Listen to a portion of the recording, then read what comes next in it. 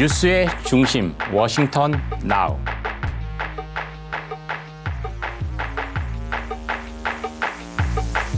글로벌 증시에 영향을 주는 파워피플, 워싱턴 이너서클에 대해서 살펴보는데요. 오늘은 미국 국회의원들, 배지들에 대해서 살펴보겠습니다. 왜 배지들이야? 생각할 수 있는데, 왜냐하면 지금이 그 어느 때보다 우리 투자자들에게 미국 의회가 중요하기 때문입니다. 인플레, 미국 국채금리, 미국 기업의 수익성, 미국 정부의 부도 여부까지 모두 이 의회가 결정하기 때문인데 왜 그런지 찬찬히 한번 살펴보겠습니다. 크게 의회는 세 가지를 결정합니다. 첫째는 우리 돈으로 5천조 원 이상의 인프라 법안을 결정을 합니다. 둘째는 증세, 법인세, 소득세 인상폭을 결정을 합니다. 셋째는 미국 정부의 부채 한도 증액 여부를 결정을 합니다. 한 개를 결정하기도 쉽지 않은데 세 개를 결정을 해야 되는 거죠. 게다가 미국 의회는 구조적으로 결정장애를 가지고 있습니다. 이 결정장애를 가진 미국 의회의 3대 숙제 하나씩 찬찬히 살펴보겠습니다.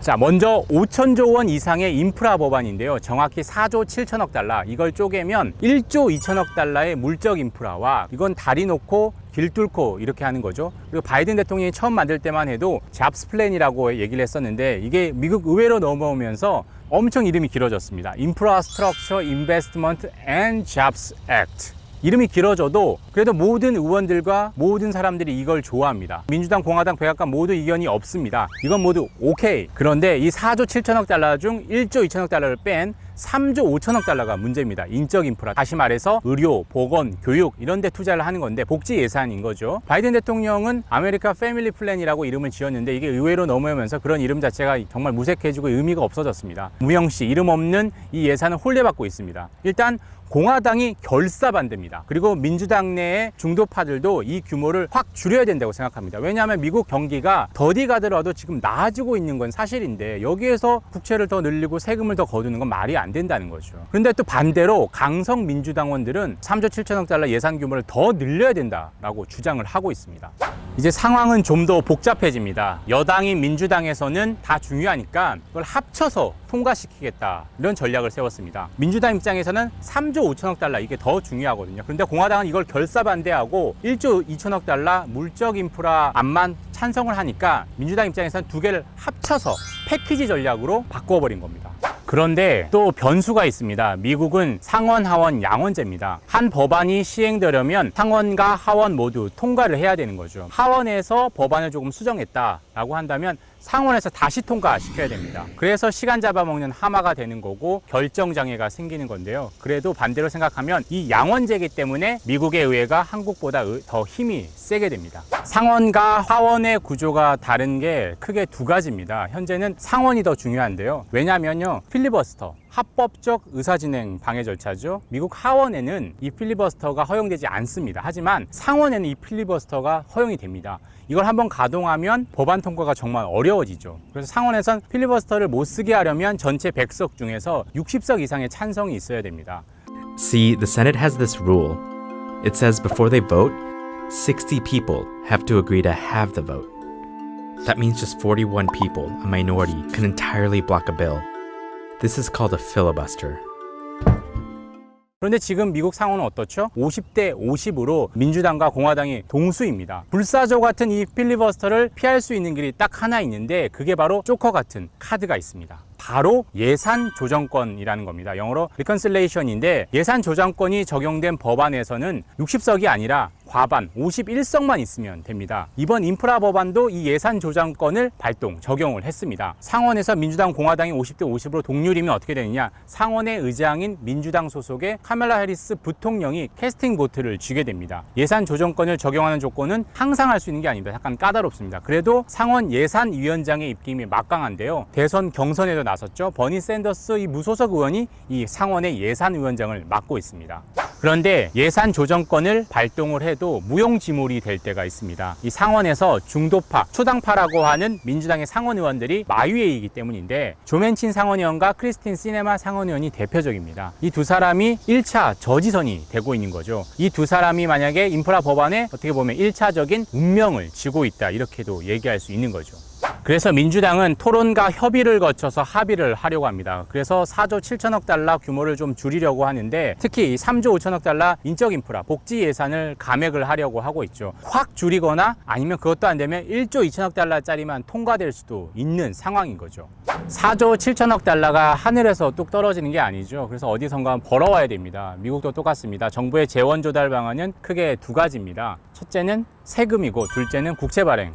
이 두 가지 외에는 없습니다. 그래서 지금 증세 논의가 되고 있는 거죠. 부자 및 대기업 증세입니다. 최초로 바이든 대통령이 가지고 왔던 안은 법인세율은 21%에서 28%로 올리고 주식 양도소득세 같은 자본이득세율도 20%에서 39.6%로 대폭 올리는 거였습니다. 그래서 요거를 4조 7천억 달러를 조달할 수 있다는 건데 의외로 오면서 증세 강도가 좀 약해졌습니다. 표가 중요하기 때문이죠.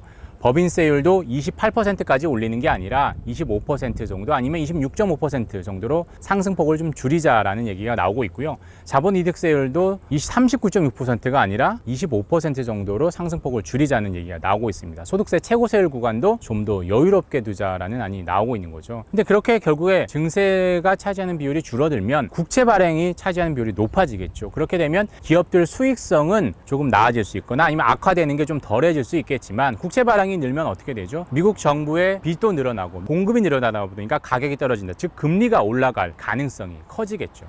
결국 인프라 예산을 확보하기 위해서 미국 기업들, 개인들 주머니에서 나오는 돈이 줄어들면 당연히 미국 정부 주머니에서 나오는 돈이 더 많아지겠죠.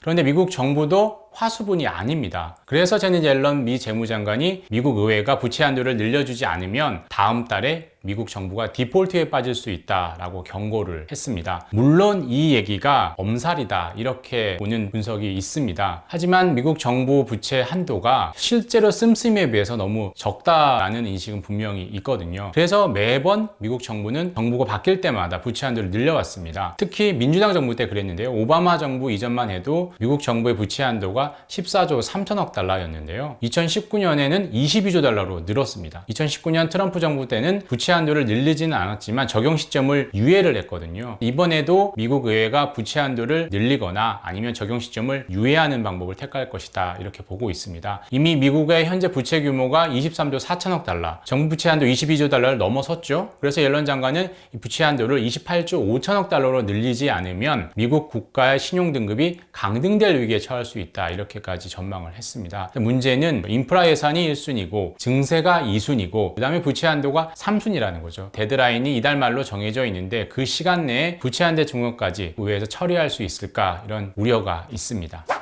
정인설의 워더비, 워싱턴 이너서클의 비밀. 오늘은 인프라 예산을 중심으로 미국 의회 배지들의 세계에 대해서 알아봤는데 첫째는 미국은 정보다 의리입니다. 이 무슨 얘기냐? 정부보다 의회의 힘이 더 세다라는 겁니다. 특히 예산에 대해서는 그렇습니다. 단원제인 한국보다 미국의 의회의 힘이 훨씬 세다는 거고요. 한국에선 기획재정부에서 예산안을 만들어서 국회에서 통과시키는데 미국은 양원제다 보니까 모든 걸 의회에서 시작해서 의회에서 결정을 하게 되는 거죠.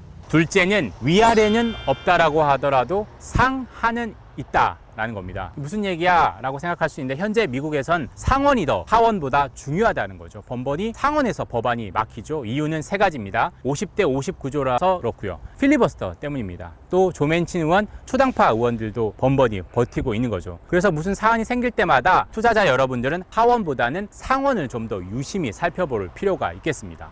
셋째는 공짜 점심은 없다입니다. 4조 7천억 달러 공돈 아니죠. 세금 아니면 국채로 가지고 와야 됩니다. 결국 세금과 국채는 제로섬 게임. 증세가 적어지면 국채 발행이 늘어나고 증세 부분이 커지면 국채 발행 한도가 줄어든다. 이 사실을 명심하셔야 되고 특히 워싱턴 의회 정치를 보면 미국 글로벌 주식 투자에 적지 않은 도움이 될 것 같습니다. 이상 정인설의 워싱턴 나우였습니다. 감사합니다.